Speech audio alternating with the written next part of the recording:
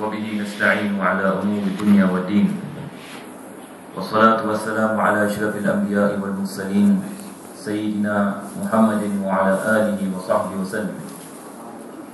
اللهم صل وسلم على سيدنا محمد مفتاح باب رحمة الله عدد ما في علم الله صلاة وسلاما دائمين بدوام ملك الله وعلى آله وصحبه ومن والاه.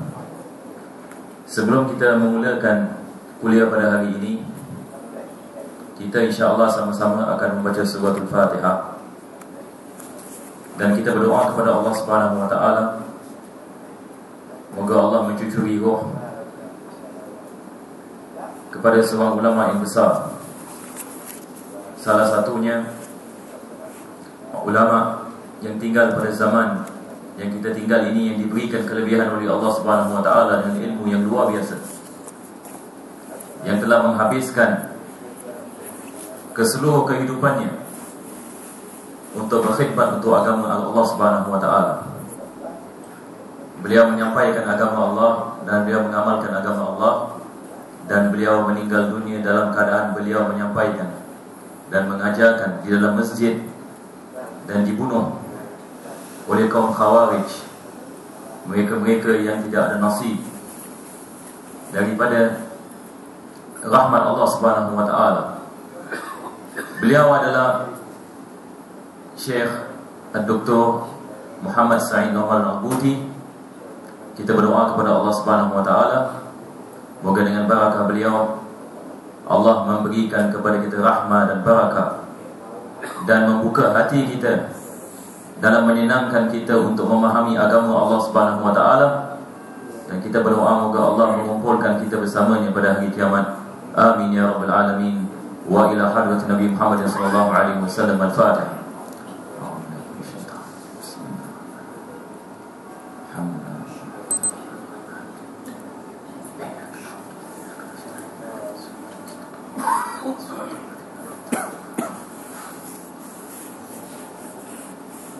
Kita akan mulakan membaca daripada muka surat 227, yang mana fasal yang sebelumnya adalah berkenaan dengan fadilat-fadilat ataupun keutamaan zikir dan amalan-amalan yang menyenangkan kita untuk mempelajari ilmu agama. Dan saya merasakan mungkin antum boleh ulang kaji dengan sendiri di rumah masing-masing, sebab ia setakat kita membaca dan kita mengamalkan. Kita mengamalkan apa yang kita mampu, sebab amalan-amalan terlalu banyak. Jadi kita lihat apa yang boleh ataupun kita mampu, maka kita mengamalkannya insya-Allah dengan istiqamah. Sekarang kita akan meneruskan kepada fasal yang seterusnya, yang mana di sini penulis membicarakan tentang ilmu yang bermanfaat.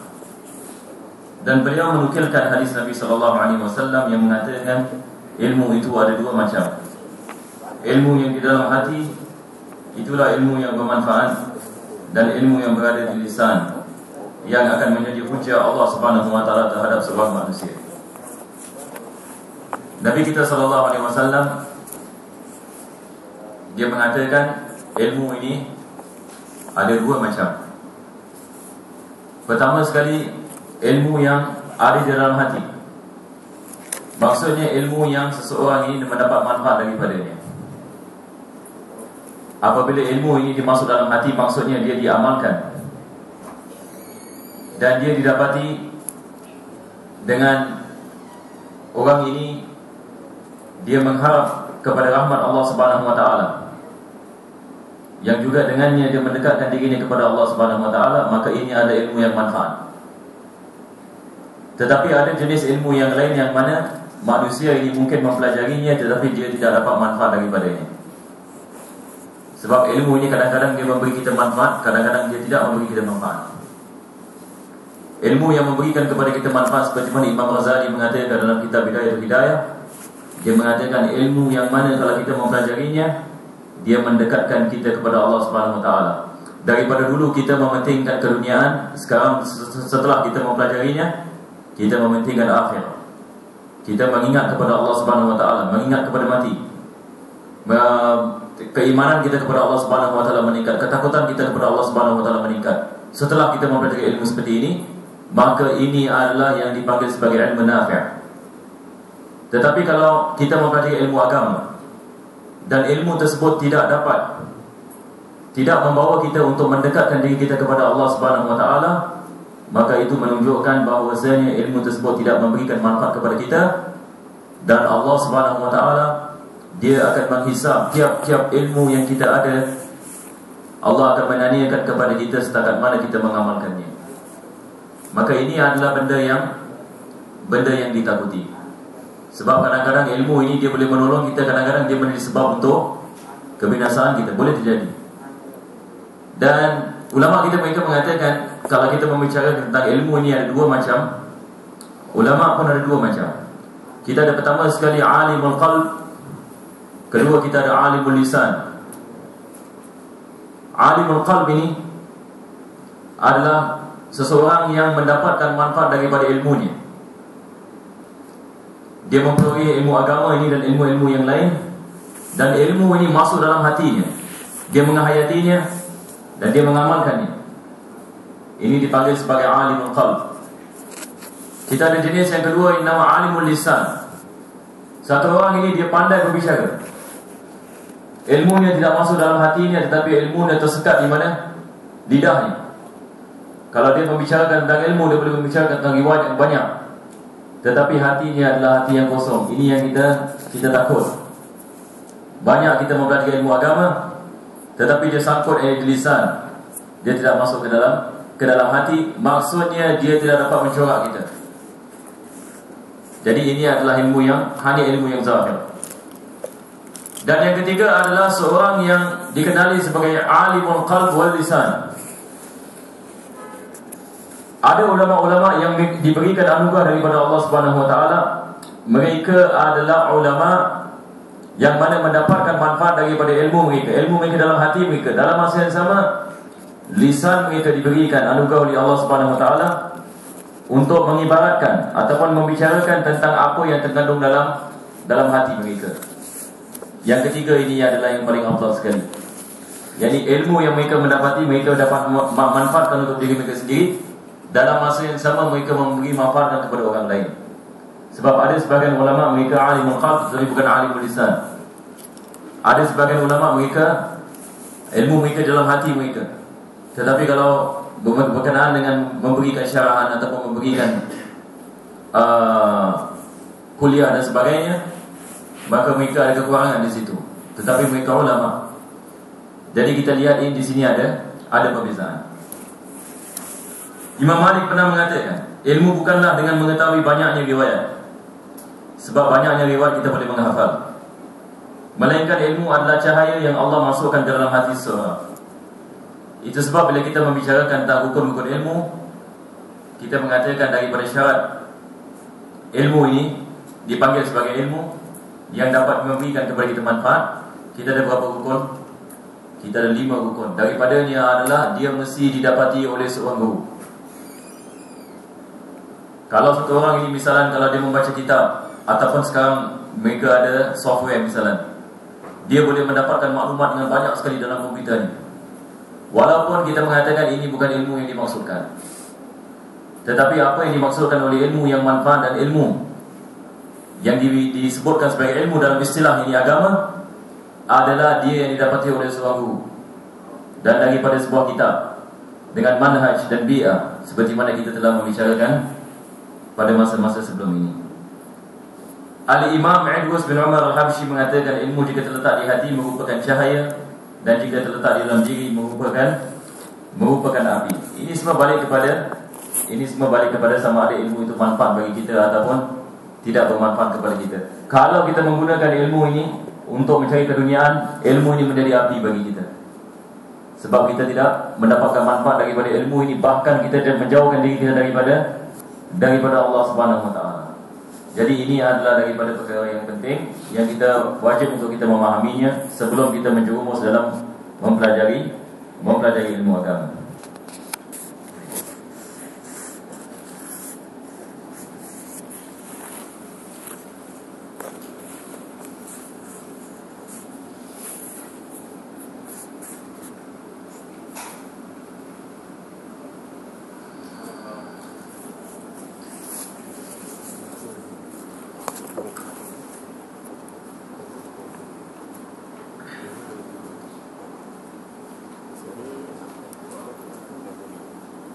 Dalam kitab Zubat pada minggu yang lepas, kita membicarakan tentang sikit sebanyak berkenaan dengan qadar. Apa yang dimaksudkan kalau kita mengatakan seorang ini ditakdirkan dia binasa, dan seorang yang lain dia dapat diselamatkan oleh Allah Subhanahu Wa Taala. Berdasarkan dengan hadis Nabi kita sallallahu alaihi wasallam, syaqiyun am sa'id, daripada perkara yang Allah mentakdirkan bagi seorang manusia ini, pada akhirnya sama ada dia syaqi ataupun dia sa'id. Tiap-tiap daripada kita pada penghujungnya adalah sama ada kita ini dibinasa ataupun kita diselamatkan oleh Allah Subhanahu Wa Taala. Binasa maksudnya masuk dalam api neraka Jahannam, selamat maksudnya masuk dalam syurga Allah Subhanahu Wa Taala.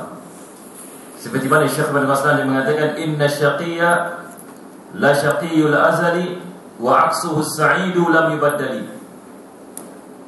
Dan saya telah mengatakan yang dimaksudkan dengan satu orang ini, seorang manusia yang binasa adalah mereka yang mati dalam kekufuran. Dan saya telah mengatakan pada minggu yang lepas, kekufuran itu bukan maksudnya kekufuran ini menunjukkan seseorang itu akan binasa, tetapi seseorang itu akan binasa kalau dia mati dalam kekufuran. Jadi ada perbezaan di antara kekufuran itu dan mati dalam kekufuran.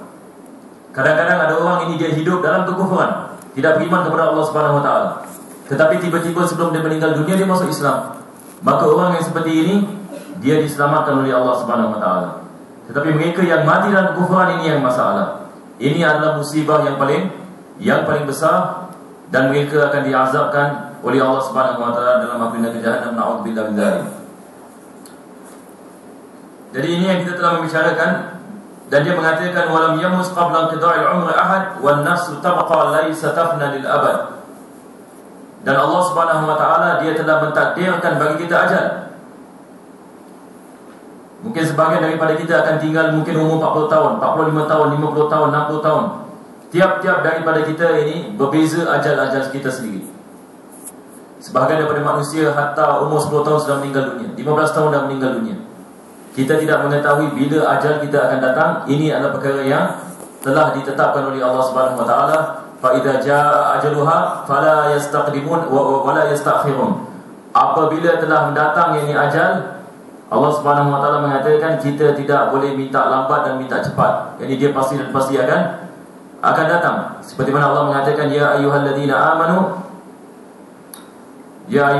amanu la tulhikum amwalukum wala auladukum an dzikrillah wa man yaf'al dzalika fa ulaika humul khasirun wa anfiqu mimma razaqnakum min qabli an ya'tiya ahadakumul maut fa yaqulu rabbi laula akhartani ila ajalin qarib la asaddaqa wa akum minas salihin. Allah mengatakan walan yu'akhirallahu nafsan idza jaa ajaluha wallahu khabirun bima ta'lamun. Maksudnya Allah sekali-kali dia tidak akan melambatkan ajal kamu apabila datang kepada kamu. Wallahu khabirun bima kuntum ta'malun. Dan Allah Maha mengetahui dengan apa yang kamu telah melakukan. Jadi di sini tiap-tiap daripada rezeki kita, tiap-tiap daripada ajal kita, segala-galanya sudah ditentukan oleh Allah Subhanahu Wa Taala. Kita berdoa moga Allah memberikan kepada kita afiat dan selamat apabila datang ajal kita. Amin ya rabbal alamin. Taib, wan nafsu tabqa laisa tafna lil abad. Berkenaan dengan roh ini, kita meninggal dunia tetapi roh kita tidak meninggal dunia. Betul ke tidak? Apabila kita lihat kepada jenazah, kita lihat badan sahaja tetapi tidak ada roh. Di mana pergi rohnya? Wallahu a'lam bissawab. Seperti mana Syekh bin Raslan dia mengatakan, wal jismu yabla ghaira ajibi dhanab wa ma syahidun baliyan wala nabi. Ini yang tempat yang mana kita telah berhenti pada minggu lepas. Dia mengatakan dan jasad badan itu akan hancur selain pangkal ekor. Tetapi jasad para nabi dan orang mati syahid tidak akan hancur. Ini berdasarkan dengan hadis Nabi sallallahu alaihi wasallam. Allah Subhanahu Wa Taala dia telah mengharamkan bumi ini untuk makan daripada badan seorang yang mati syahid dan nabi dan para rasul. Bahkan ada golongan manusia-manusia yang lain juga ini badan mereka diselamatkan oleh Allah Subhanahu Wa Taala daripada dimakan bumi. Dan wal jismu yabla ghayra ajibi dhanabi wa ma syahidun baliyan wala nabi. Jasad ini akan hancur selain pangkal ekor, tetapi jasad para nabi dan orang mati tidak akan hancur. Wa ruhu ma akhbara anha al-mujtaba fanumsikul maqala anha adaba. Kemudian dia membicarakan tentang roh. Dia mengatakan roh adalah sesuatu yang telah disampaikan oleh Rasulullah sallallahu alaihi wasallam seperti dalam firman Allah Subhanahu wa taala yang artinya mereka bertanya kepadamu tentang roh, katakanlah roh itu urusan Tuhanku. Maka kita tidak boleh berkomentar tentang roh tersebut sebagai bentuk adab kita terhadap Rasulullah sallallahu alaihi wasallam. Berkenaan dengan roh ini, kita lihat ada cerita di sebaliknya. Bila Nabi kita sallallahu alaihi wasallam berdakwah di kota Makkah, maka datang kaum musyrikin kepada kaum Yahudi dan menanyakan kepada kaum Yahudi ini. Dia mengatakan Muhammad sallallahu alaihi wasallam dia mengajak kami untuk kami sembah kepada Allah. Bagaimana kita nak mengetahui sama ada dia ni betul-betul seorang nabi ataupun pendusta? Jadi kaum Yahudi mengatakan kepada kaum musyrikin Makkah, dia mengatakan kalau sekiranya kau tanya dia 3 soalan dan kalau dia boleh menjawabnya, maka dia seorang nabi. Tetapi kalau dia tidak boleh menjawabnya, maka dia seorang pendusta. Soalan yang pertama mereka mengatakan, kau tanyakan kepadanya tentang roh. Apa itu roh? Soalan yang kedua, tanyakan kepadanya tentang pemuda-pemuda yang pergi kepada gua. Apa khabar mereka? Soalan ketiga, tanya berkenaan dengan seorang raja yang merantau satu dunia, yang diberikan Allah Subhanahu wa taala kerajaan satu dunia. Tanyakan tentang khabarnya. Jadi kaum musyrikin ini mereka balik dan mereka berjumpa dengan Nabi sallallahu alaihi wasallam dan mereka tanyakan ketiga-tiga soalan ini kepada Nabi. Maka Nabi mengatakan, besok aku akan menjawabnya tanpa mengatakan insya-Allah. Seperti mana Allah mengatakan dalam surah Al-Kahf, wala taqulanna li syai'in inni fa'ilun ghadan illa an yasha Allah. Janganlah kamu mengatakan yang kamu akan melakukan satu perkara pada esok harinya kecuali dengan apa yang dikehendaki oleh Allah Subhanahu wa taala. Maksudnya dengan mengatakan insya-Allah, Nabi kita sallallahu alaihi wasallam tidak mengatakan insya-Allah, maka pada keesokan harinya tidak mendapat wahyu daripada Jibril. Jadi kaum kafir musyrikun Mekah pada keesokan harinya datang kepada Nabi. Dia kata, ya Muhammad, kau mengatakan kepada kami hari ini engkau akan khabarkan kepada kami. Apa khabarnya? Dia mengatakan, aku belum dapat apa-apa lagi. Jadi dia ketawakan Nabi sallallahu alaihi wasallam. Dia mengatakan, Tuhan kau sudah meninggalkan kau. Tuhan kau sudah, yakni qala rabbuka, qalaka rabbuka. Tuhan kamu telah meninggalkan kamu. Wahyu disekat selama berapa lama? Selama 3 bulan. 3 bulan tidak turun wahyu. Sampai kaum musyrikin Mekah mereka ketawakan Nabi dan mereka mengatakan Nabi sallallahu alaihi wasallam ini begini dan begitu dan begini dan begitu. Selepas 3 bulan daripada ayat yang Tuhan adalah surah Wadduha. Wadduha wal laili idza saja ma wadda'aka rabbuka wa ma qala. Allah Subhanahu wa taala tidak sekali-kali meninggalkanmu ya Muhammad. Selepas itu diturunkan segala soalan, jawapan-jawapan bagi ketiga-tiga soalan. Soalan berkenaan dengan ruh, Allah Subhanahu wa taala menjawab dalam surah Al-Isra. Yas'alunaka 'anil ruh, qul ruhu min amri rabbi wa ma utitum minal ilmi illa qalila. Mereka tanyakan kepadamu ya Muhammad tentang roh, katakanlah roh itu adalah daripada urusan Tuhanmu dan kamu tidak diberikan ilmu kecuali sedikit. Maka itu sebab Syekh Ibn Raslan dia mengatakan daripada adab kita bila membicarakan tentang roh, maka kita tidak mendalam dalam membicarakannya. Sebab ini yang dikatakan oleh Allah Subhanahu wa taala, hakikatnya adalah manusia ini tidak akan faham apa yang dimaksudkan dengan roh ini. Apa hakikat roh? Tidak ada orang mengetahuinya, cuma sedikit saja ilmu yang kita mengetahui tentang roh tersebut. Soalan berkenaan dengan Ashabul Kahfi kita ada dalam surah Al-Kahfi, dan soalan berkenaan dengan raja adalah wa yas'alunaka 'an dzil-qarnain qul sa'atlu 'alaikum minhu. Mereka menanyakan kepadamu ya Muhammad tentang Zulkarnain. Lepas itu kita ada cerita tentang Zulkarnain pada akhir surah Al-Kahf, tentang pemuda-pemuda yang pergi kepada gua pada awal surah Al-Kahf. Jadi ketiga-tiga soalan dijawab oleh Nabi kita sallallahu alaihi wasallam. Jadi dia mengatakan, maka kita tidak boleh berkomentar tentang roh tersebut sebagai bentuk adab kita terhadap Rasulullah sallallahu alaihi wasallam. Jadi kalau orang menanyakan apa itu roh, kita hanya mengatakan roh ini ada dalam badan kita, tapi kita tidak mengetahui apa ini, apa hakikat roh ini. Kita tidak melihatnya, tetapi kita yakin bahawasanya dia wujud dalam badan kita, sebab kita dapat hidup. Apabila seorang meninggal dunia, maka roh itu tidak ada dalam jasadnya. Kemana pergi rohnya, wallahu a'lam, kita tidak mengetahui. Dan seterusnya dia mengatakan wal ilmu asna sa'il a'mali wa huwa dalilul khairi wal ifdali. Ilmu adalah amal ibadat yang paling afdal, dan ilmu itu merupakan petunjuk bagi kebaikan dan keutamaan. Di sini penulis membicarakan tentang kepentingan ilmu, dan dia merupakan daripada perkara yang sangat agung. Itu sebab kita lihat ayat yang pertama yang diturunkan kepada Nabi kita SAW adalah berkenaan dengan apa?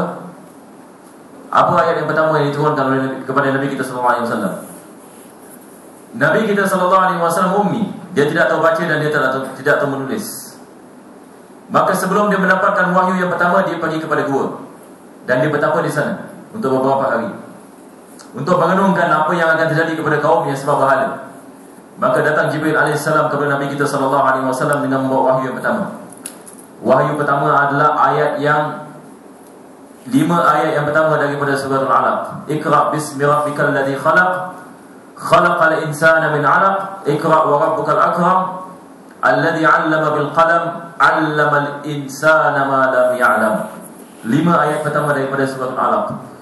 Kesemua 5 ayat ini membicarakan tentang ilmu, kepentingan ilmu, kepentingan membaca, dan kepentingan untuk menggunakan pena.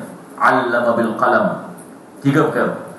Ilmu, membaca, dengan menulis.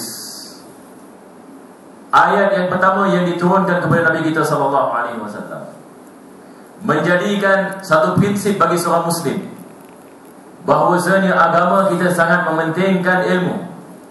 Kita bukan hanya membicarakan tentang ilmu agama sahaja, tetapi bila kita membicarakan tentang ilmu, maksudnya ilmu segala-galanya. Sama ada ilmu yang bersangkut paut dengan agama, ataupun ilmu yang bersangkut paut dengan dunia yang kita tinggal ini. Maka Islam mementingkan ilmu, mementingkan. Itu sebab kita lihat umat Islam selepas turunnya ayat ini, maka mereka telah faham kepentingan ini. Mereka mempelajari ilmu agama. Mereka mendapatkan daripada Nabi kita SAW Al-Quranul Karim. Allah SWT menurunkan ayat-ayat dalam Al-Quranul Karim membicarakan tentang ilmu berkenaan dengan penciptaan langit dan bumi. Bagaimana Allah SWT menciptakan siang dan malam, bagaimana Allah menciptakan kapal-kapal yang di lautan, bagaimana Allah telah menciptakan air ini yang mana kapal ini tidak boleh tenggelam, bagaimana Allah menciptakan angin dan sebagainya. Maka turun ayat seperti inna fi khalqis samawati wal ardi wa ikhtilafil laili wan nahari wal fulki allati tajri fil bahri bima yanfa'un nas. Sesungguhnya dalam penciptaan langit dan bumi, penciptaan siang dan malam, dan apa yang berjalan di atas kapal-kapal, ini semua adalah ayatil liqaumi yaqilun. Dia adalah tanda-tanda kebesaran Allah Subhanahu wa taala bagi kaum yang mempunyai akal fikiran untuk merenung kebesaran Allah Subhanahu wa taala. Ini membawa umat Islam pada zaman dahulu untuk mementingkan tiap-tiap ilmu yang dapat mendekatkan diri mereka kepada Allah Subhanahu wa taala. Cuma Islam mengajarkan kepada kita apa-apa ilmu yang kita belajar dengan Iqra' bismi rabbik. Kita mempelajari ilmu agama dengan nama Allah Subhanahu wa taala. Maksudnya kita mempelajari ilmu agama untuk mendekatkan diri kita kepada Allah Subhanahu wa taala. Zaman dahulu ulama-ulama kita mereka mempelajari ilmu kedoktoran, mempelajari ilmu sains, mempelajari ilmu matematik. Mereka melakukan perkara seperti ini untuk mendekatkan diri mereka kepada Allah Subhanahu wa taala. Mereka menjerumus dalam bidang kedoktoran untuk melihat kebesaran Allah Subhanahu wa taala dalam penciptaan manusia. Mereka jerumus dalam bidang jurutera untuk merenung kebesaran Allah Subhanahu wa taala dalam ciptaan-ciptaannya.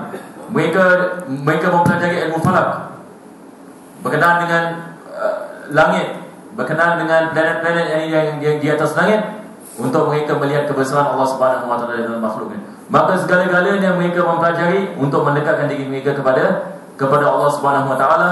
Itu sebab kita lihat bagaimana tamadun Islam ini sangat hebat sekali pada zaman dahulu. Sebab umat Islam mementingkan ilmu. Sebab mereka faham ini ayat dalam surah Al-Alaq, Iqra' bismi rabbikal ladzi khalaq, khalaqal insana min 'alaq, Iqra' wa rabbukal akram, alladzi 'allama bil qalam. Jadi ini adalah daripada perkara yang dipikul oleh umat Islam, maka telah membuatkan mereka untuk mendapatkan kejayaan dalam dunia dan akhirat. Dan ilmu ini dia ada beberapa definisi bagi ilmu. Pertama sekali, bila kita membicarakan tentang ilmu, kita membicarakan tentang masalah-masalah. Maksudnya ataupun kita mengatakan situasi-situasi. Misalnya, kalau kita mempelajari ilmu fikih misalnya, maka ilmu fikih ini dia ada bab dan dia ada fasal. Kita dalam ilmu fikih kita mempelajari tentang bab kesucian. Apa-apa perkara yang sangkut paut dengan bagaimana kita mensucikan diri kita daripada wudu, mandi hadas besar, istinja dan sebagainya. Dan kita ada bab solat, kita ada bab puasa, kita ada bab zakat. Jadi kalau kita mempelajari ilmu ini, apa yang kita mempelajari adalah kita mempelajari masalah-masalahnya. Maksudnya kita mempelajari tiap-tiap tajuk-tajuk yang di dalamnya dan kita menghafalnya. Ini yang pertama sekali. Dan perkara yang kedua, kadang-kadang ilmu ini, definisi ilmu ini, dia adalah memahami satu perkara. Kadang-kadang kita tidak menghafalnya tetapi kita faham bagaimana tentang sesuatu ilmu itu sendiri. Kita memahaminya. Dia adalah idrak. Maksudnya kalau kita faham tentang satu perkara, kenapa ia berlaku dan sebab-sebab yang menyebabkan ia berlaku, maka ini pun dikirakan sebagai satu ilmu. Kita memaham sebaliknya. Seperti kalau kita ditanyakan misalnya tentang apa ilmu, sama ada dalam ilmu agama ataupun ilmu dunia, dan kita dapat memaham kenapa ia berlaku. Kalau kita ditanyakan seperti ilmu bab haji misalnya, kita dapat faham kenapa kita harus melakukan haji, apa hukumnya melakukan haji, bagaimana kita nak melakukan haji. Maka ini adalah kita memahami. Perkara yang ketiga adalah dipanggil sebagai malakah. Selepas kita mempelajari masalah-masalahnya dan kita memahaminya, maka datang satu martabat yang mana kita menguasainya. Kita dapat menguasainya dalam semua aspek selepas kita mempelajarinya. Jadi kadang-kadang ada orang ini, bila dia baru mempelajari ilmu ini, dia hanya menghafal sahaja apa yang dia belajar. Selepas dia menghafal, datang kefahaman. Selepas datang kefahaman, baru dia dapat menguasai ilmu tersebut. Itu sebab dulu bila kita membicarakan tentang ilmu para sahabat Nabi SAW, ilmu mereka adalah ilmu yang menguasai. Mereka ada malakah. Cuma mereka tidak menulisnya. Mereka mendapat dari Nabi SAW, mereka memahaminya dan mereka menguasainya. Selepas itu mereka menyampaikannya kepada tabi'in. Dan pada ketika itu ilmu ini belum lagi dibukukan. Tetapi selepas zaman mereka 100 tahun, 200 tahun selepas zaman mereka, ilmu tersebut dibukukan. Dan ini yang apa yang sampai kepada kita. Apa yang sampai kepada kita merupakan masalah-masalah. Dan ilmu yang kita mempelajari semua ada babnya yang khusus. Bila kita mempelajari ilmu fikih pada zaman ini, maka kita mempelajari ilmu fikih yang dengan tertib. Kita ada bab taharah, bab solat, bab puasa, bab haji. Pada zaman sahabat Nabi SAW, mereka tidak mempelajari ilmu fikih seperti ini. Tetapi mereka menguasai segala-galanya. Jadi kadang-kadang ada orang ini dia berbeza ilmunya. Kadang-kadang ada orang ini dia dapat menguasai satu bidang, kadang-kadang dia tidak dapat menguasai satu bidang. Jadi ini adalah perbezaan martabat apabila seorang ini mempelajari ilmu agama. Baik. Dan Nabi kita SAW dalam banyak hadis membicarakan tentang fadilah seseorang ini mempelajari ilmu agama. Daripada hadis Nabi kita SAW, Nabi mengatakan sesungguhnya seseorang yang mempelajari ilmu agama, dia akan berjalan di atas sayap para malaikat. Malaikat-malaikat ini mereka menghormati mereka-mereka yang mempelajari ilmu agama dan mereka menyebarkan sayap kepadanya. Dan Allah Subhanahu Wa Taala dalam banyak ayat dalam Al-Quran Al-Karim memuji mereka-mereka yang ada ilmu. Allah mengatakan syahidallahu annahu la ilaha illahu wa syahidallahu annahu la ilaha illahu wal malaikatu wa ulul ilm. Allah Subhanahu wa taala mengatakan Allah menyaksi bahawa tidak Tuhan melainkan Dia, para malaikatnya dan mereka-mereka yang diberikan ilmu. Di dalam ayat yang lain Allah Subhanahu wa taala mengatakan innama yakhsyallaha min ibadihi al-ulama. Jadi kita lihat agama Islam banyak sekali membicarakan tentang fadilat, kelebihan mereka-mereka yang ada ilmu agama dan ilmu-ilmu yang lain. Dan ilmu ini terbagi kepada dua bahagian. Kita ada ilmu yang dipanggil sebagai ilmu maqasid. Dia adalah begini ya. Misalnya, kita bila membicarakan tentang ilmu agama,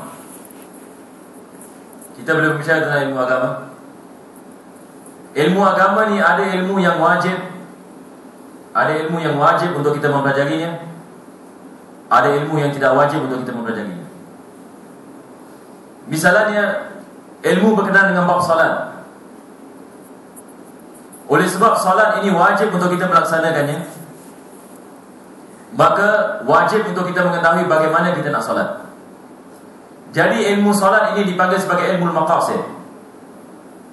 Dia adalah satu ilmu yang merupakan maksud di sebalik ciptaan kita. Maksudnya Allah Subhanahu Wa Taala dia menciptakan kita supaya kita dapat menyembahnya, untuk kita mendirikan salat. Ini adalah perkara yang diwajibkan oleh Allah Subhanahu Wa Taala. Jadi bila kita mempelajari ilmu berkenaan dengan bab salat ini, maka dalam masa yang sama kita mempelajari satu ilmu yang merupakan maksud bagi hidup kita. Sebab bila kita mempelajarinya dan kita mengamalkannya, kita dapat melaksanakan tanggungjawab yang Allah Subhanahu Wa Taala telah memberikan kepada kita. Jadi ini yang pertama sekali. Jadi tiap-tiap amalan yang diwajibkan atas diri kita wajib untuk kita mempelajarinya. Kalau kita nak melakukan solat, wajib untuk kita mempelajari bab solat. Wajib untuk kita mengetahui bab mensucikan diri. Wajib untuk kita mengetahui bagaimana kita nak melakukan puasa, mengeluarkan zakat, pergi haji kalau sekiranya kita nak pergi haji. Kalau sekiranya kita mendapatkan keupayaan untuk pergi haji, wajib untuk kita mempelajari bab haji sebelum kita melaksanakan haji. Jadi ini dipanggil ilmu maqasid. Maksudnya wajib untuk kita mempelajarinya. Tapi kita ada ilmu yang kedua yang dinamakan ilmu wasail. Dia adalah ilmu-ilmu yang mana kita apabila nak memahami ilmu maqasid ini, kita dapat memahaminya melalui ilmu wasail. Saya kasih misalan. Ilmu wasail ini seperti bahasa Arab misalnya. Kita nak mempelajari fikih. Kita nak mempelajari dengan baik, kita nak mempelajari dengan mendalam, maka bahasa Arab ini dia adalah alat yang menolong kita untuk kita memahami ilmu maqasid. Bila kita nak mempelajari bab salat ataupun kita nak mempelajari Al-Quranul Karim, kita nak merenung hadis Nabi SAW untuk memahami agama kita, maka daripada perkara yang membolehkan kita untuk kita memahami ilmu maqasid adalah ilmu wasail. Bahasa Arab misalnya ilmu balagha yang bersangkut paut dengan bahasa Arab itu sendiri, dan juga misalnya usul fiqh, ilmu berkenaan dengan bagaimana kita mengendalikan dalil bagi tiap-tiap masalah dalam fikih. Maka ini semua adalah ilmu yang tidak wajib untuk kita mempelajarinya, tetapi dia menyenangkan kita untuk kita memahami ilmu maqasid. Jadi ilmu dalam syariah ini dibagi pada dua bahagian. Kita ada ilmu maqasid dengan ilmu wasail. Jadi ilmu wasail adalah ilmu-ilmu yang menolong kita untuk kita memahami ilmu maqasid. Ilmu maqasid dia adalah ilmu yang wajib untuk kita mempelajarinya. Jadi saya harap semua boleh faham insya-Allah. Sama. Kalau siapa ada soalan ini silakan ya, angkat tangan. Insya-Allah kita boleh mudzakarah insya-Allah. Jadi di sini dia mengatakan bahwasanya ilmu adalah amal ibadat yang paling afdal. Seperti mana Imam Syafi'i dia mengatakan mempelajari ilmu agama ini lebih afdal daripada solat 1000 rakaat. Satu kelas yang kita menghadiri kelas ilmu ini dia lebih afdal daripada kita solat 1000 rakaat, seperti mana Imam Syafi'i ini mengatakan.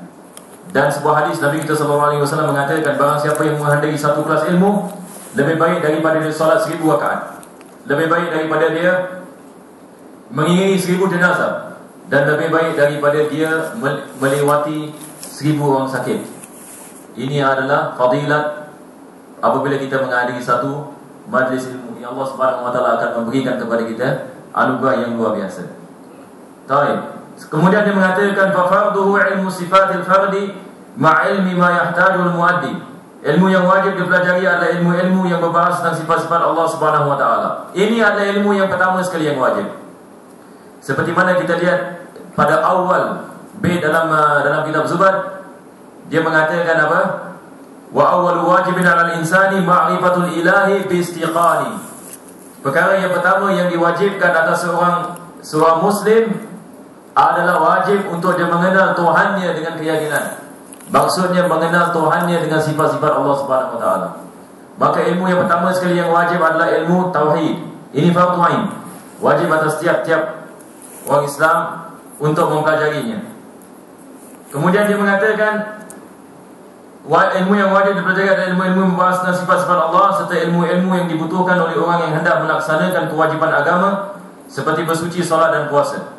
Seperti mana kita mengatakan, kalau satu orang ini misalnya dia sudah balik, wajib untuk dia mengetahui bagaimana dia nak melaksanakan solat, bagaimana dia nak melaksanakan wudu dan mandi hadas besar dan istinja. Dia wajib untuk membezakan apa itu najis dan apa itu bukan najis. Dia wajib mengetahui tentang apa itu aurat dan sebagainya. Maka tiap-tiap perkara yang diwajibkan atasnya wajib untuk dia mengetahuinya. Maka ini semua adalah ilmu fardhu ain.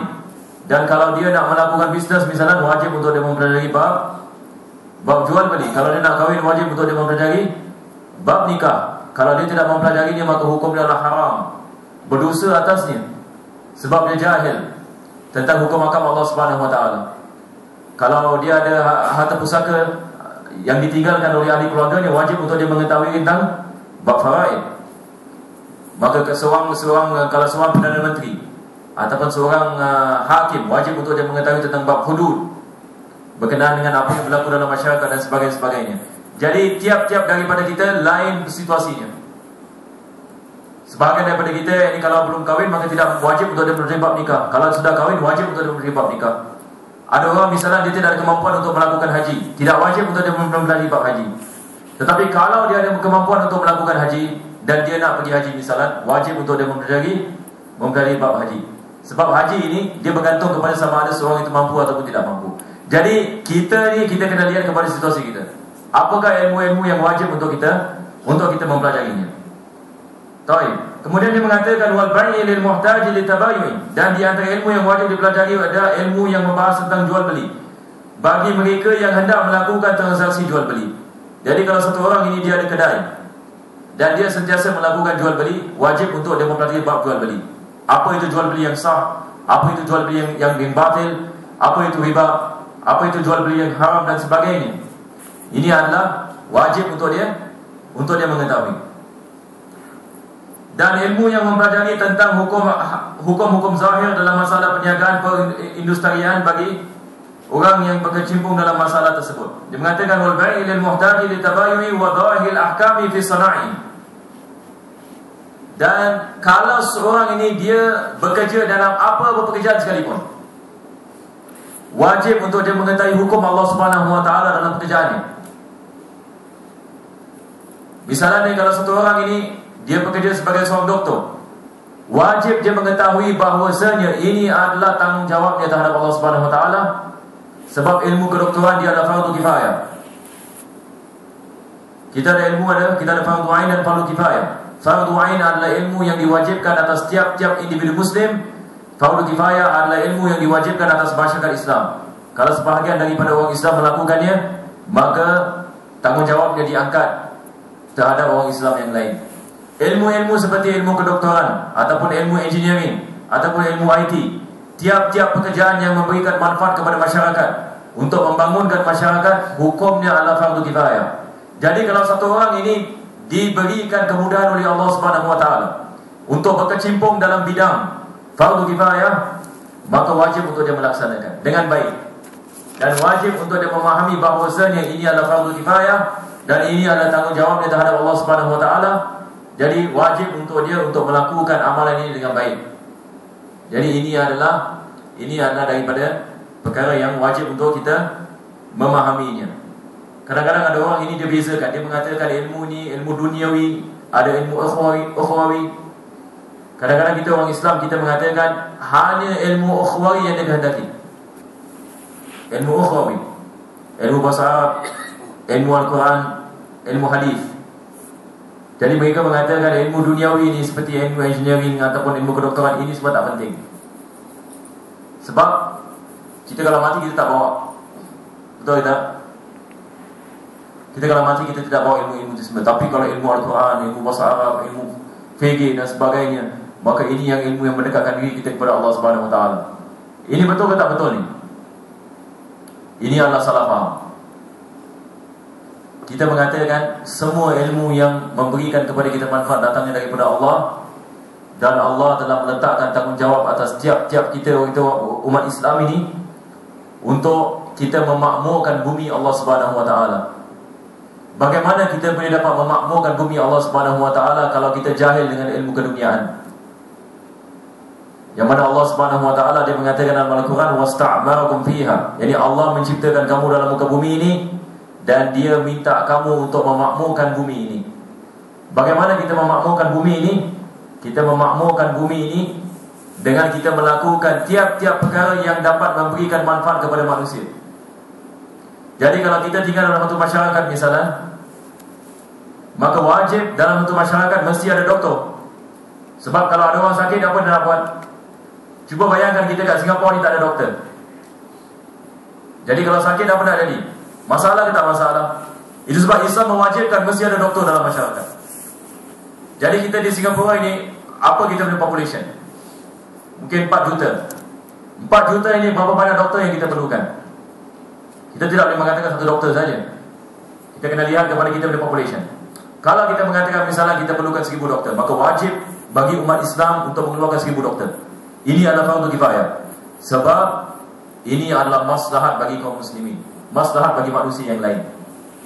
Begitu juga dengan ilmu yang engineering misalnya. Kita perlu tinggal di rumah-rumah. Siapa yang akan bina rumah kita? Siapa yang akan membina rumah? Maka kita mesti ada engineer, kita mesti ada arkitek, kita mesti ada golongan-golongan yang khusus yang memahami tentang benda-benda seperti ini. Maka ilmu ni menjadi fardu kifayah. Jadi umat Islam wajib untuk mengeluarkan engineer misalnya. Wajib untuk mengeluarkan mereka-mereka yang khusus dalam bab kedoktoran. Kita tidak mengatakan ini hanya dunia yang tidak bawa kepada akhirat. Kita mengatakan ini kewajipan Allah Subhanahu Wa Taala telah mewajibkan atas kita. Sebab ilmu ni adalah fardu kifayah. Jadi itu sebab kita lihat ulama-ulama kita zaman dahulu mereka memahami perkara seperti ini. Itu sebab kita lihat bagaimana tamadun Islam boleh berkembang dengan begitu dahsyat sekali. Kita lihat pada zaman dahulu. Kita lihat zaman seperti Imam Ghazali, beliau adalah seorang alim, seorang doktor, seorang macam-macam, seorang filosofer dan sebagainya. Seperti Ibn Sina.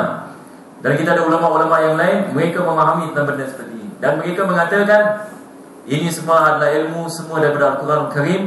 Allah Subhanahu Wa Taala membicarakan dalam Al-Quran untuk kita mementingkan juga ilmu seperti ini, untuk kita membina tamadun. Maka ini ada tanggungjawab bersama.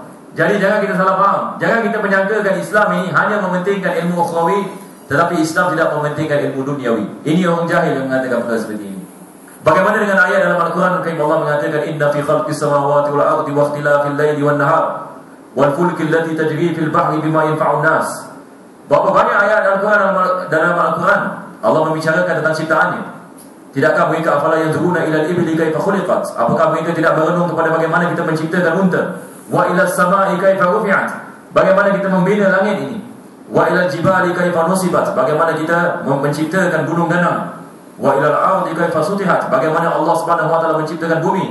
Inna fi khalqis samawati wal ardi wa ikhtilafil laili wan nahari la ayatin li ulil albab. Dalam penciptaan langit dan bumi, siang dan malam, Allah mengatakan adalah tanda-tanda kebesaran Allah Subhanahu Wa Taala. Maksudnya apa? Allah Subhanahu Wa Taala nak kita orang Islam untuk kita mencuburi dalam bidang-bidang seperti ini. Sebab kalau kita mencuburi dalam bidang seperti ini, dia dapat mendekatkan diri kita kepada Allah Subhanahu Wa Taala. Itu sebab dalam Islam bila kita membicarakan tentang ilmu, kita membicarakan ilmu berkenaan dengan makhluk-makhluk Allah Subhanahu Wa Taala dan ilmu agama. Segala-galanya ada kena mengena dengan agama Allah Subhanahu Wa Taala. Baik. Cuma ilmu ini ada ilmu yang lebih penting daripada ilmu yang lain. Kita mengatakan ilmu ukhrawi ini adalah penting, ilmu duniawi ini mempelajari tentang ciptaan Allah Subhanahu Wa Taala dan sebagainya pun adalah penting. Tetapi mana lebih penting? Ini yang kita membicarakan. Semua penting, tetapi mana lebih penting? Bila kita menanyakan soalan ini, mana lebih penting? kita mengatakan yang lebih penting adalah pertama sekali adalah kita mengenal Allah Subhanahu Wa Taala. Ini adalah ilmu tauhid. Kedua, kita mengatakan ilmu-ilmu yang membolehkan kita untuk kita melaksanakan tanggungjawab kita sebagai seorang Muslim. Ini ilmu fiqh. Seterusnya kita ada ilmu-ilmu yang lain seperti ilmu usul fiqh dan ilmu alat, ilmu wasail, dan seterusnya baru kita ada ilmu duniawi. Jadi ilmu yang paling penting sekali adalah ilmu yang mendekatkan diri kita kepada Allah Subhanahu Wa Taala, yang memberikan kepada kita panduan bagaimana kita nak melaksanakan tanggungjawab kita terhadap Allah Subhanahu Wa Taala. Maka ini adalah ilmu yang paling penting. Baik.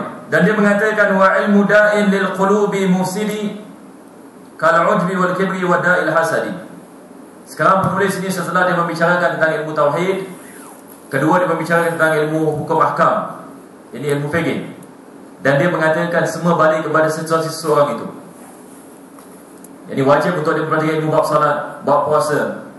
Ini adalah merupakan ilmu fardhu ain. Kalau dia nak pergi haji, wajib untuk dia mempelajari bab haji. Kalau dia ada banyak duit, wajib untuk dia mempelajari bab zakat. Kalau dia melakukan bisnes, wajib untuk dia mempelajari bab jual beli. Kalau dia nak kahwin, belajar bab zakat, bab nikah. Kalau dia diberikan tanggungjawab untuk memberikan harta pusaka dan sebagainya, wajib untuk dia mengetahui ilmu faraid. Maka ini semua adalah ilmu fiqh. Perkara yang ketiga dia membicarakan di sini adalah wajib bagi tiap-tiap orang Islam untuk mempelajari apa? Dia mengatakan mempelajari tentang penyakit-penyakit yang merosakkan hati, seperti congkak, sombong dan dengki. Congkak ini adalah ujub. Satu orang misalnya kalau dia menyangkakan diri dia adalah orang yang paling terbaik sekali dalam dunia ini, tidak ada orang yang lebih baik daripada dia, dan tidak ada orang yang lebih pandai daripada dia. Ini maksudnya apa? Orang ini ada sifat membesar-besarkan dirinya. Ini dipanggil ujub.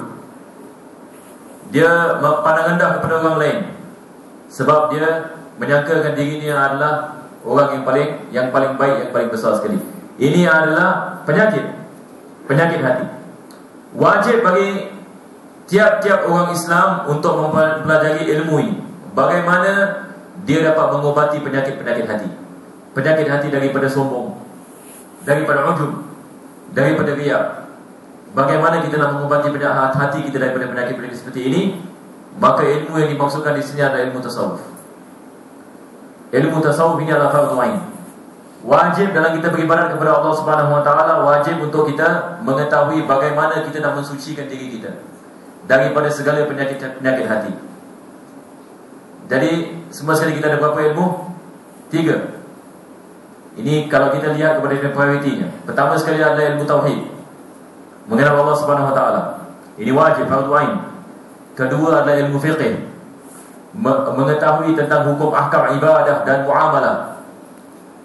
Ketiga adalah ilmu tasawuf, ilmu untuk kita mengenal penyakit hati dan untuk kita mengobati penyakit hati ini. Ketiga-tiganya adalah ilmu fardhu ain, wajib bagi tiap-tiap orang Islam untuk mempelajarinya.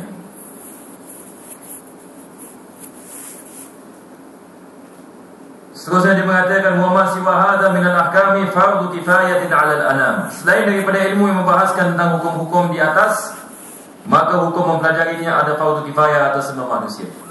Jadi selain daripada ilmu tauhid, ilmu fiqh dan ilmu tasawuf, selain daripada ilmu ini semua adalah fardhu kifayah. Ilmu kedokteran, ilmu engineering, ilmu apa-apa ilmu yang manusia memerlukan untuk membina masyarakat misalnya, maka ini semua adalah fardhu kifayah. Fardhu kifayah maksudnya kalau sebahagian daripada umat Islam mempelajarinya, maka tidak diwajibkan bagi sebahagian yang lain. Ini yang dimaksudkan sebagai fardhu kifayah. Seperti mana saya mengatakan tadi, kalau di Singapura ini kita memerlukan 1000 doktor, kita berbicara tentang orang Islam, maka wajib untuk orang Islam untuk mengeluarkan 1000 doktor. Dan ini adalah fardhu kifayah, supaya maslahat umat Islam ini terjaga. Begitu juga dengan bidang-bidang yang lain. Maka ini semua adalah fardhu kifayah. Kullu muhimmin qasadu tahassulah min ghairi an ya'tabiru man fa'ala. Tanda fardhu kifayah adalah setiap amal ibadah yang harus ada orang yang mengerjakannya tanpa melihat siapa orang yang melakukan amal ibadah tersebut. Kalau sesiapa yang melakukannya, maka kewajipannya terangkat. Misalnya solat jenazah. Solat jenazah ini fardhu kifayah. Kalau kita ada satu orang meninggal di Singapura dan tak ada orang solatkan dia, Cuba bayangkan kalau satu orang Muslim meninggal dunia di tepi jalan dan badannya terus hancur di tepi jalan. Tak ada orang yang mandikan, tak ada orang yang sembayangkan, tak ada orang yang tanamkan. Semua orang Islam di Singapura semua berdosa. Sebab ini adalah fardu kifayah. Tetapi kalau hanya satu orang yang melakukannya, satu orang yang mandikannya, kafankannya, selepas itu satu orang yang solatkan, gugur ini dosa di atas umat Islam yang lain. Walaupun sesiapa sekalipun yang melakukannya. Jadi kalau ada orang yang melakukannya, maka dosanya akan gugur. Dan di sini penulisnya dia memberikan misalan. Dia mengatakan ka'amri ma'rufin wa nahyil munkar wa in yadhunna an-nahya lam yu'athiri. Dia mengatakan tanda fardu kifayah adalah setiap amal ibadah yang harus ada orang yang mengerjakannya tanpa melihat kepada siapa orang yang melakukan amal ibadah tersebut, seperti amal ma'ruf nahi munkar, mengajak kepada kebaikan dan mencegah daripada kemungkaran. Ini adalah fardu kifayah. Maksudnya kalau ada sebahagian umat Islam yang melakukan, mengajak kepada kebaikan dan mencegah daripada kemungkaran, maka tanggungjawabnya gugur di atas umat Islam yang lain. Dalil ini ada Al-Quranul Karim. Allah Subhanahu wa taala mengatakan wal takun minkum ummatun yad'una ila al-khairi wa ya'muruna bil ma'ruf wa yanhauna 'anil munkar wa ulaika humul muflihun. Allah mengatakan hendaklah ada sebahagian daripada kamu yang mengajak kepada kebaikan dan mencegah daripada kemungkaran, dan mereka adalah golongan yang berjaya. Jadi Allah mengatakan sebahagian. Jadi wajib dalam tiap-tiap negeri ini ada ulama-ulama. Mereka yang memahami agama Allah Subhanahu wa taala dan menyampaikan agama kepada orang awam. Kalau tidak ada ulama dalam sebuah negeri, maka semua umat Islam dalam negeri tersebut akan berdosa. Begitu juga kalau kita melihat kemungkaran. Kalau ada kemungkaran yang berlaku, mesti ada orang yang mencegahnya. Kalau tidak ada orang yang mencegahnya, maka kita semua akan menanggung dosanya. Jadi ini masalah besar di dalam zaman sekarang. Mesti ada orang yang mencegah kemungkaran, mesti ada orang yang mengajak kepada kebaikan dalam satu masyarakat. Tapi kadang-kadang bila kita nak mencegah kemungkaran, kita kena lihat, bukan semua orang boleh mencegah kemungkaran. Kadang-kadang kalau kita tidak pasti sama ada benda ini, ada perkara ini ada satu yang haram ataupun tidak, kita tidak boleh mencegahnya. Kita hanya boleh mencegah kemungkaran kalau kita yakin tentang hukumnya, kita faham hukum. Sebab kadang-kadang ada beberapa perkara, ada beberapa amalan dia adalah khilaf ulama. Dia adalah khilaf ulama. Seperti main chess misalnya. Ada sebagian ulama mengatakan chess ini adalah haram. Ada sebagian ulama mengatakan main chess ini adalah makruh. Jadi ada perbezaan ulama dalam perkara seperti ini. Begitu juga hisab rokok. Ada ulama yang mengatakan haram, ada ulama yang mengatakan makruh. Jadi di sini ada perbezaan di antara ulama. Jadi bila kita nak melakukan nahi mungkar ini, kita nak mencegah orang daripada melakukan kemungkaran, kita tak kena faham masalah ini. Sebab kadang-kadang kita menyangkakan benda ini adalah haram tapi dia bukan haram. Jadi kita tidak boleh mencegahnya. Kecuali kalau kita mengetahui dia adalah benda yang haram, yang ijma' ulama, yang tidak ada khilaf di dalamnya, baru kita boleh mencegahnya dengan cara yang betul. Kita tidak boleh mencegah kemungkaran dengan kemungkaran, maka haram hukumnya, sebab dia akan membawa kepada perkara yang lebih dahsyat lagi. Tetapi kita mencegah kemungkaran dengan apa yang Nabi kita sallallahu alaihi wasallam mengatakan, man ra'a minkum munkaran falyughayyirhu biyadihi. Barang siapa di antara kamu yang melihat kepada kemungkaran, maka hendaklah dia mencegahnya dengan tangannya, maksudnya dengan kuasanya.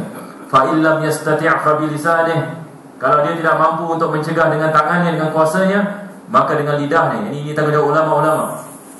Wa illam yastati' fa biqalbi wa dzalika adhaful iman. Tetapi kalau dia tidak mampu untuk mencegah dengan lisannya, maka dia mencegahnya dengan hatinya. Sekurang-kurangnya dia ada kebencian terhadap maksiat yang dilakukan. Dan Nabi kita sallallahu alaihi wasallam dia mengatakan wa dzalika adhaful iman.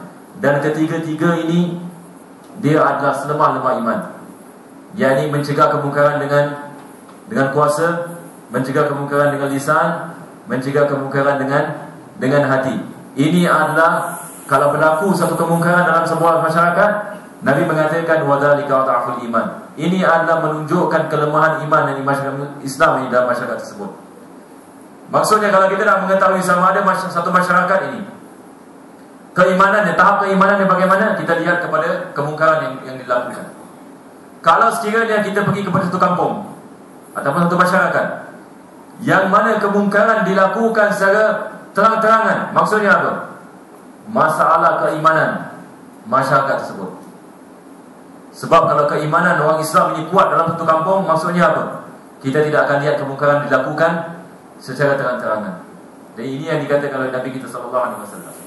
Tapi cuma Nabi mengatakan kadang-kadang ini kemungkaran ini dia dicegah oleh seorang menggunakan kuasa. Ini hanya bagi pemerintah. Sebab kalau pemerintah Islam, dia ada masyarakat Islam, maka wajib untuk dia menggunakan kuasanya untuk dia mencegah kemungkaran tersebut. Tetapi kalau pemerintah ini tidak mampu untuk mencegah kemungkaran dengan menggunakan kuasa, maka wajib bagi ulama-ulama yang tinggal dalam masyarakat tersebut untuk mengajarkan kepada manusia, kepada orang Islam dalam masyarakat tersebut tentang haramnya perbuatan tersebut. Tetapi kalau ini juga tidak berlaku, maka sekurang-kurangnya bila kita melihat kemungkaran, maka kita merasa kita mencegahnya dengan kita menggunakan dengan hati kita. Baik.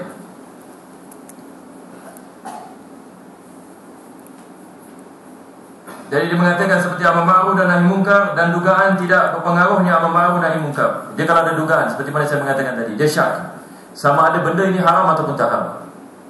Dia nak mencegahnya tapi dia tidak tahu hukumnya, maka dia tidak boleh mencegahnya. Sebab amar ma'ruf nahi munkar ini jadi syarat-syarat. Bukan semua orang boleh melakukan amar ma'ruf nahi munkar. Dan dugaan tidak berpengaruhnya amar ma'ruf nahi munkar itu tidak menggugurkan kewajiban tersebut. Nah, ini adalah fardu kifayah. Daripada perkara yang fardu kifayah juga yang selalu kita melakukan adalah jawab salam. Jawab salam ini adalah hukumnya adalah apa? Fardu kifayah. Maksudnya macam mana? Misalnya kalau kita sedang duduk di masjid ini, tiba-tiba datang satu orang dalam masjid dan dia memberikan salam, dia mengatakan Assalamualaikum. Tidak wajib untuk tiap-tiap daripada kita untuk menjawab Waalaikumsalam. Tapi kalau satu orang yang menjawab, walaupun satu orang, gugur ini kewajipan di atas semua orang. Sebab menjawab salam hukumnya adalah wajib, memberi salam hukumnya adalah sunnah. Tetapi menjawabnya dia adalah wajib, tapi kewajipannya adalah fardu kifayah. Maksudnya kalau satu orang yang menjawab salam, gugur kewajipan kepada orang yang lain. Ini adalah daripada misal fardu kifayah. Begitu juga dengan solat jamaah. Solat jamaah hukumnya adalah fardu kifayah. Kalau dalam satu negeri ini tidak ada solat jamaah, semua umat Islam semua akan berdosa. Mesti ada solat jamaah di satu tempat yang mana kita boleh menghidupkan syiar Islam, seperti di masjid-masjid. Maka ini adalah misalnya. Sekarang kita akan masuk kepada yang seterusnya. Seterusnya penulis di sini membicarakan tentang hukum syarak. Sebelum ini saya membicarakan tentang beberapa hukum yang ada sangkut paut dengan agama kita. Pertama sekali, bila kita membicarakan tentang tauhid, bab tauhid ini, saya telah membicarakan tentang hukum akal. Saya harap antum semua masih ingat lagi. Hukum akal, kita ada hukum akal. Hukum akal kita ada 3. Kita ada wajib, kita ada mustahil, dan kita ada harus. Dan juga saya membicarakan tentang hukum adat.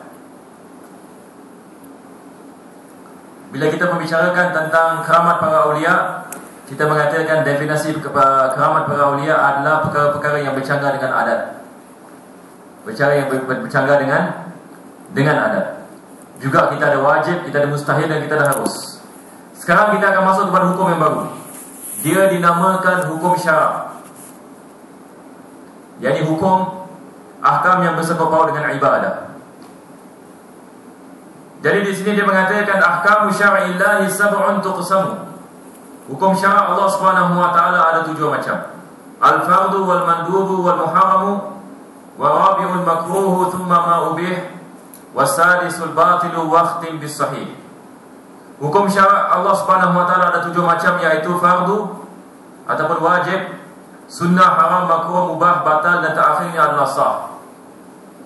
Maksudnya di sini adalah tiap-tiap amalan kita dalam ibadah dibagikan kepada 7 bahagian. Sama ada amal yang kita melakukan dia adalah wajib ataupun sunnah ataupun makruh ataupun harus ataupun haram.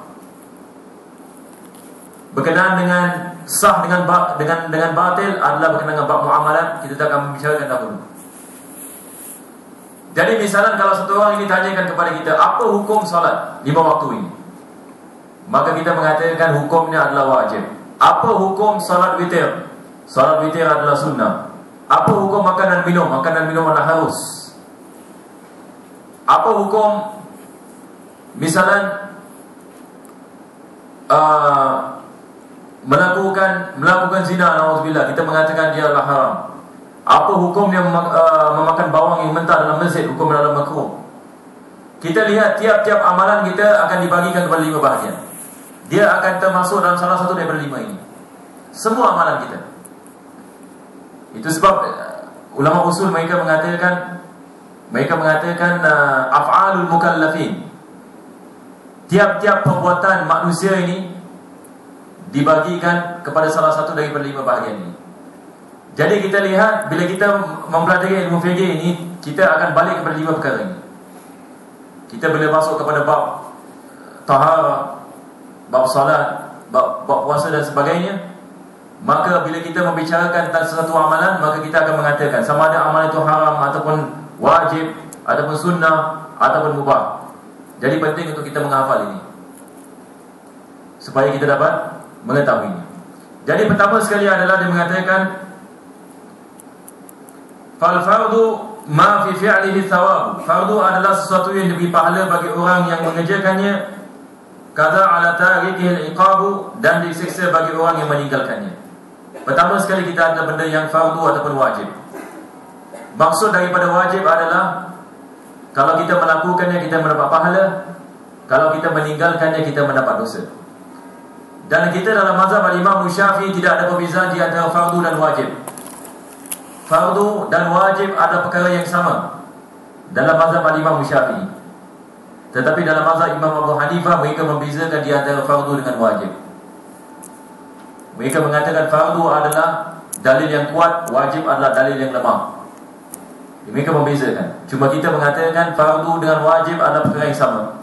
Kalau orang tanyakan kepada kita sama ada solat 5 waktu ini dia wajib ke tidak, kita boleh mengatakan dia adalah wajib, dan juga kita boleh mengatakan dia adalah fardu. Sebab tidak ada beza. Fardu dan wajib adalah perkara yang sama. Dan dia mengatakan wa minhu mafrudun 'alal kifayah karaddi taslimin minal jamaah. Dan daripada perkara yang wajib ini dibagi pada 2 bahagian. Kita ada fardu ain dan kita ada fardu kifayah. Seperti mana kita mengatakan fardu ain adalah kewajiban atas tiap-tiap individu, fardu kifayah adalah kewajiban atas jamaah. Sebahagian daripada mereka melakukan, maka kewajipannya akan gugur. Dan dia memberikan misal, dia mengatakan seperti menjawab salam bagi sekelompok orang. Seperti mana saya mengatakan tadi, kalau satu orang ini dia memberi salam kepada satu jemaah, kalau salah seorang daripada jemaah itu menjawab salam sudah mencukupi. Wa sunnatul musabu man qad fa'ala wa lam yu'aqib imru'un in ahmala. Sunnah ialah sesuatu yang diberi pahala bagi orang yang mengerjakannya dan tidak disiksa bagi orang yang meninggalkannya. Jadi sunnah ini dia berbeza dengan wajib. Dia adalah kalau kita melakukan kita dapat pahala, kalau kita meninggalkannya kita tidak mendapatkan dosa. Jadi beza dengan wajib. Jadi kadang-kadang kita mengatakan dia adalah mandub ataupun sunnah ataupun mustahab, makna sama. Kadang-kadang kita baca kitab-kitab fikih ini, kadang-kadang dia mengatakan amalan ini adalah mustahab. Mustahab maksudnya sunnah. Kadang-kadang dia mengatakan dia adalah mandub, mandub adalah sunnah. Jadi kita nak kena hafal ini, kita nak kena tahu. Sebab kalau kita kat luar, orang kalau mengatakan kepada kita menggunakan siwak adalah mandub. Jadi kalau kita tanya dia apa ini mandub ni, maksudnya dia sudah tahu ini tidak belajar mukaddimah dalam fikih. Sebab ini adalah daripada ahkam. Baik. Jadi mustahab, mandub, sunnah adalah benda yang sama. Wa minhu masnunun 'alal kifayah kabadi bisalami min jamaah. Di antara sunnah itu ada sunnah kifayah seperti mulai mengucapkan salam dari sekelompok orang. Sunnah pun kita ada sunnah kifayah. Maksudnya kalau satu orang yang melakukannya, maka tidak disunatkan orang yang lain untuk melakukan. Misalnya kalau kita satu jamaah, kita bagi kepada kita pergi kepada satu orang. Kita ada 10 orang datang kepada satu orang. Adakah disunatkan ke 10 orang untuk memberi salam kepada satu orang? Kita disunatkan untuk kita beri salam, betul ke tidak? Tetapi kalau kita satu jamaah, kalau seorang daripada kita memberi salam, itu sudah mencukupi. Bukan yang ini 10 orang memberi 10 salam kepada satu orang. Ini tidak ada. Sebab memberi salam hukumnya adalah sunnah kifayah. Maksudnya kalau satu orang ini dia memberi salam, tidak disunatkan orang yang lain untuk memberikan salam. Sebab hukumnya adalah sunnah kifayah. Jadi di sini saja kita akan berhenti, dan insya-Allah pada minggu depan kita akan meneruskan. Sekiranya kalau ada siapa yang ada soalan, boleh silakan. Kalau tidak ada pengumuman yang saya nak memberitahukan. InsyaAllah saya akan memulakan kelas Muqaddimah Hadramiyah. Kitab Muqaddimah Hadramiyah pada kali yang keduanya di Masjid Al-Kaf pada hari Rabu selepas Maghrib. Dan insyaAllah kita akan bermula pada 10 April. Dan juga ada kemungkinan insyaAllah saya akan mulakan kitab Abu Syuja' di Masjid Khalid, tetapi belum confirm lagi bila waktunya, bila harinya. Yang insyaAllah bila sudah confirm, insyaAllah saya akan memberitahukan. Bismillahirrahmanirrahim. Nafa'na bima 'allamtana bi'ilmina alladhi yanfa'una wa bifaqqina fakhiratuna wa karabatin lana fi dinina wa alibatil mutawallata rabbi wa fiqna wa firhum mimma taqtadi qawlan wa fi'lan karama wa arzuqna kulla halalan da'ima wa taqakhil 'ulama naqdim min khayr wa nafa kulla syara bana wasirna kulla syun wa ghayra bi ridha min al-'uyun wa bi'anna rabbana kulla bimda bila anta atiyana musliman wa fi salatu akram satar wa sallallahu ta'ala shal musallam haqi da'ana wa nafa bi kitabina sallallahu alaihi wa sharafa wa ala sahbihi wa sahbihi wa aqama dina bi hudak wa ja'alna min sa'il fi ridha ولا تولنا وليا سواه ولا تجعل من خلق امك وعصاه وحسبنا الله ونعم الوكيل ولا حول ولا قوه الا بالله العلي العظيم صلى الله عليه وسلم محمد وعلى اله وصحبه وسلم والحمد لله رب العالمين.